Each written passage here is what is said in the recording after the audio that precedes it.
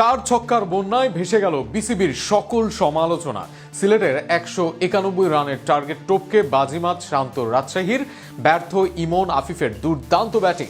BPL এর উদ্বোধনী দিনেই রান বন্যার এক ম্যাচ দেখল দর্শকরা। রাজশাহী সিলেটের দুর্দান্ত ম্যাচ নিয়ে আরো শুনুন প্রতিবেদনা।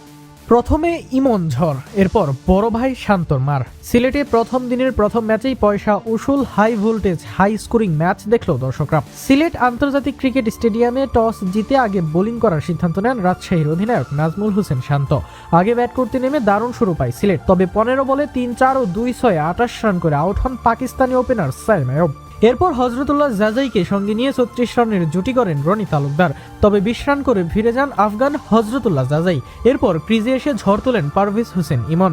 রনির সঙ্গে 15 বলে 36 রানের জুটি করেন, 34 বলে 41 রান করে আউট হন রনি। এরপর আফিফ হোসেনের সঙ্গে 41 বলে 86 রানের জুটি করেন পারভেজ ইমন।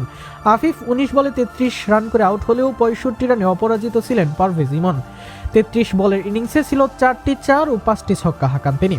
রাজশাহীর পক্ষে সন্দীপ লামিচানে 4 ওভারে 38 রানে 2 উইকেট নেন। 191 রানের বিশাল টার্গেটে ভালো শুরু হয়নি রাজশাহীর। এক ওপেনার তামিম ফেরেন 8 বলে মাত্র 10 রানে, আর শাহাবজাদা ফারহান 19 বলে খেলেন মাত্র 20 রান। সেখানেই স্বপ্ন শেষ হয়েছিল রাজশাহীর, কিন্তু এরপর ক্যাপ্টেন শান্ত যা করলেন তা ছিল অবিশ্বাস্য। অভিজ্ঞ মুশফিককে নিয়ে একের পর এক 4 ছয়ে মাতালেন সিলেটের মাঠ। তুলে নিলেন প্রথমে হাফ সেঞ্চুরি, এরপর এগোলেন শতকের দিকে, আর তাকে যোগ্য সঙ্গী দিলেন মুশফিক। ফলে বিশাল টার্গেট দিয়েই প্রথম ম্যাচে হারতে হলো সিলেটকে, আর জয় দিয়েই যাত্রা শুরু হান্নান সরকারের শিষ্যদের।